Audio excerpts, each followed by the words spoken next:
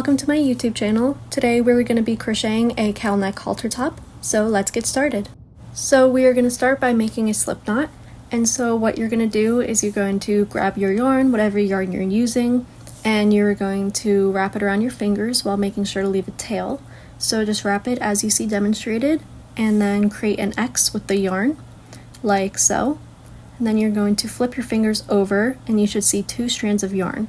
Next, you're going to take your hook and insert it underneath the first strand of yarn, grab the second strand of yarn, and pull that underneath the first strand. Then what you're going to want to do is twist your hook so that that strand that you have grabbed is wrapped around the hook, as you can see in the video. Next, you can remove the yarn off of your fingers. You can do that by grabbing it with the hand holding the hook like you can see, and then grab the 2 strands of yarn and pull it while holding onto the hook. This will create your slip knot, and then you are just going to want to tighten it so that your slip knot is tightly around your hook. Now to start the project, we are going to be chaining. So we're going to start by yarning over, and what this means is wrapping the piece of yarn around your hook and then pull that through your chain. Then you're going to yarn over again, pull that through your loop again on your hook, and you're just going to repeat this process over and over and over again until you have a chain large enough to cover the entirety of the largest part of your breast. So you're just going to keep chaining and then put it against your body, the largest part of your breasts, make sure it completely covers them, just to be sure that the final project covers them entirely. And when you have a long enough chain for that, then we can move on to step 2. And when you've chained enough to cover the entirety of your breasts, make sure to chain an extra 2. So now that we have completed our chains, we are going to be working back into the chains. And as you can see here, that was the front side, and I just flipped it over onto the back side because we'll be working into these back bumps. So when you work into the chain, you'll only be working into the back bumps, meaning you'll only end up with 1 loop on your hook.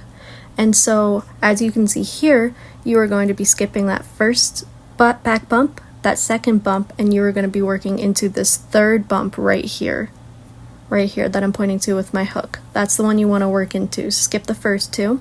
You're going to yarn over, insert your hook into that third bump. This can be a little tricky sometimes. The chain is always the hardest part to work with, but then you're going to yarn over again, pull up a loop, and that way you should have 3 loops on your hook. Then you're going to yarn over again, pull through the first 2 loops, that way you have 2 loops on your hook, then yarn over again and pull through those last 2 loops. You've just created a double crochet, and here I recommend putting a stitch marker on the top of that stitch just so that it's easier for you when we're doing our second row to know which is the last stitch you need to work into. So we're just going to repeat this process all the way down the chain of creating double crochets into each of the back bumps. So like you did with the first one, you're going to yarn over, insert into the back bump, yarn over again, pull up a loop, yarn over, pull through the first 2 loops, and yarn over and pull through the last 2 loops. And you're just going to do this all the way down your chain until you have your very first row all of double crochets. And then after you double crochet into the very last bump, I will show you how to do row 2.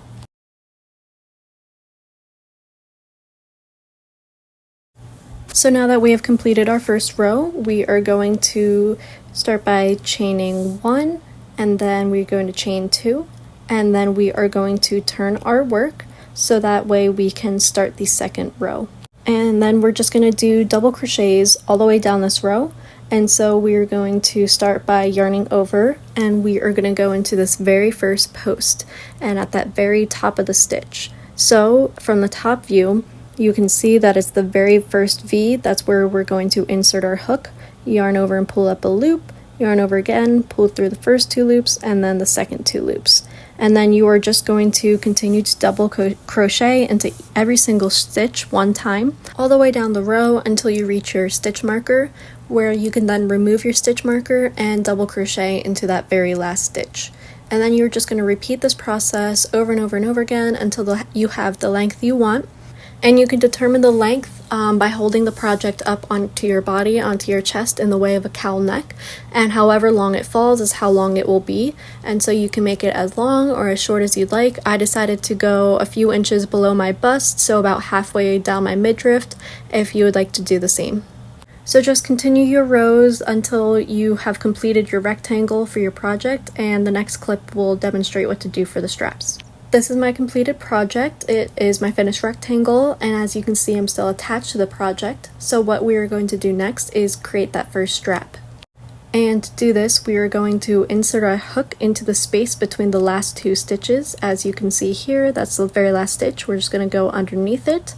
We're going to yarn over and pull up a loop, and then we're going to pull that loop through the other loop, as you can see here, and that is a slip stitch.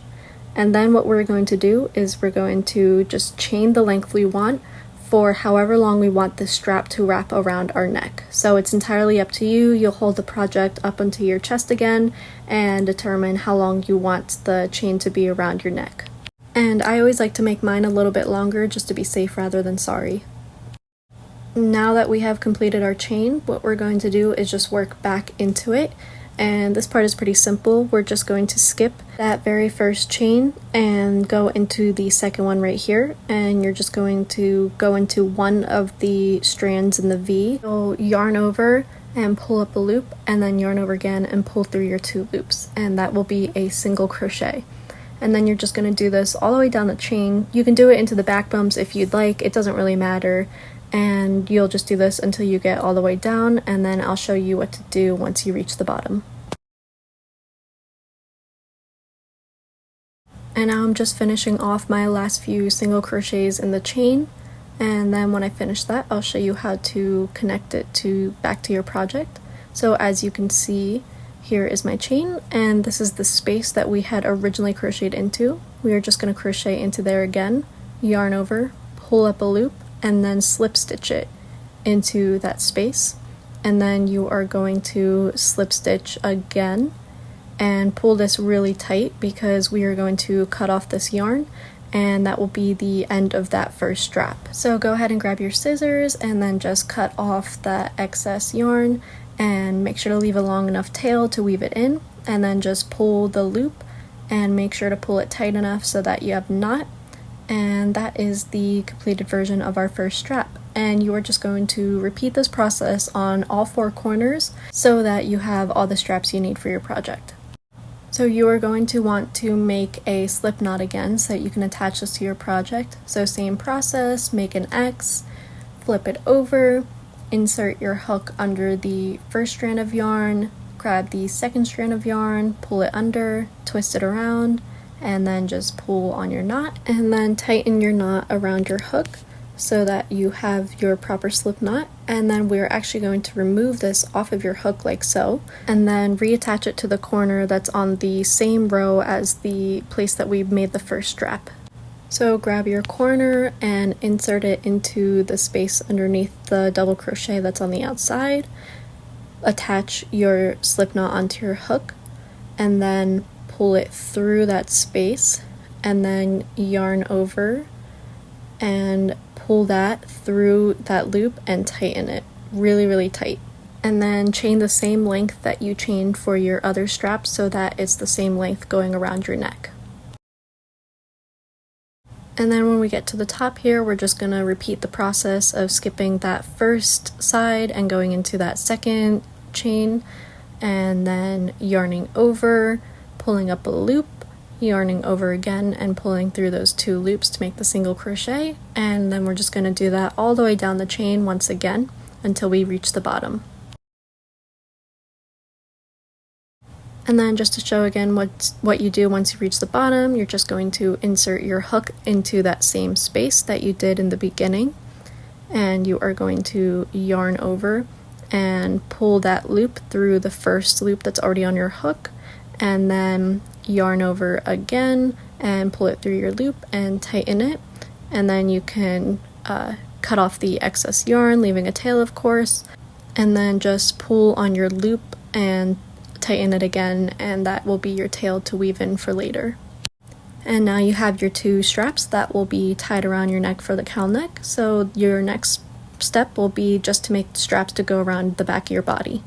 And it's the same exact process as I just showed. You'll make your slip knot, you'll attach it to the corner, and then you'll chain, you'll single crochet down through your chain, and then reattach it to the base, cut it off, and then do the same thing for the other side. Just make sure that the strap is long enough to reach around the back of your body, and then have some extra just to be safe, because you'll have to tie it, so you want it to be long enough to tie. And then you'll just want to repeat the process on the other side, and then you will have all of your straps. So now that we are done all the straps, the last step is to just weave in our ends, and there's not really right or wrong way to do this, but I'll still show how I do it just for anybody that's not really sure. So go ahead and grab your needle, whatever size you think is best for the yarn that you're using, and just take one of your strands and put it through the eye of the needle, like so. And then once you have your strand on, we are just going to weave it into our project. And so here I'm just going to weave it in through the strap that we have. So as you can see, I insert it through the top of the one side of the strand of that stitch. Then I go underneath the other, top of the next, underneath the next, just kind of weaving it back and forth and back and forth. And then once I'm about 4 or 5 stitches in doing that, I go back through the ones I just did the opposite. So for this one, I had gone over it, now I'm going under, and then the next one I had gone under, so I'm gonna enter in going over, and you're just weaving it through, and this way, when we cut off the excess tail at the end, it's woven in to the point that it's not gonna come undone. And then sometimes I like to also create a knot, and this is just to be extra secure. You don't necessarily have to do this, I'm just a little anal about my tails. So here, as you can see, I'm making a knot and tightening it just to make sure that that piece is really secure and isn't going to come undone. And then I'm just going to cut off that excess tail. So I grabbed my handy dandy scissors, took off the needle, and then tightened the knot, just made sure it's really solid in there, and then cut off the yarn. And then I'm just going to continue to do this with every single strand, and you shall too, and then you're all set. And this is what it should look like when you're all done. If you guys like this video, please like and subscribe so that I can make more of these free tutorials for you guys. And if you're interested in making the skirt that matches this top, there will be a link at the end of the video. Thanks so much for watching.